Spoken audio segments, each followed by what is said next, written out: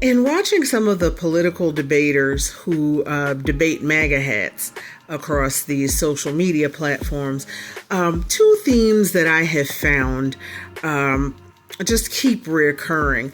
One, there's usually the racist and misogynistic attacks against Kamala Harris.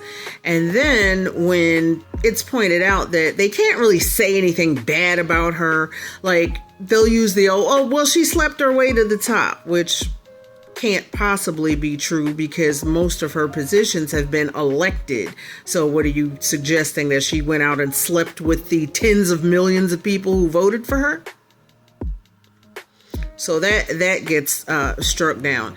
And then they'll sometimes even go back as far as Obama and say, especially when you talk about racism in this country, well, they'll say, oh, well, Obama was the one who divided us. Because, like, how dare he be a black man who was in office for 8 years with absolutely no FBI investigations, no drama. You know, they used to call him No Drama Obama. No scandals, nothing. He just got stuff done. And they can't stand that. But almost always when they're losing the debate, I mean 99.9% of the time, it's going to come down to, well, what about Biden? Like, seriously, if you try to talk to them about how tariffs and this irresponsible administration is collapsing our economy, then it always goes back to, well, what about Biden? Even when you bring up the fact that this orange thing was not only found liable unanimously by a jury of 9, he was found civilly liable for SA, but there are dozens of women who have credible accusations against him. But then it still comes back to, what about Biden? You know, he went around sniffing little children. First of all, no, he didn't. The picture you're referring to, yeah, he did kind of sniff his granddaughter's hair, and he commented and talked about how good her hair smelled.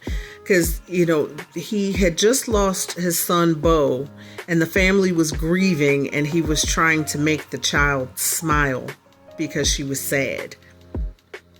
So the fact that you're comparing that to a credibly accused sexual predator is just insane. Now, one thing that some of the more well-read MAGA hats will come up with, and trust me, there's not a lot of them, but they do exist. They will try to bring up Joe Biden's friendship with Robert Byrd to prove that Joe Biden is a racist. Now, let me give you some background for those who aren't really familiar with who Robert Byrd was. Early in his life, he not only joined the Triple K, but he started a new chapter of the Triple K in the town of Sophia, West Virginia. When he was in Congress, he voted against the Civil Rights Act of 1965.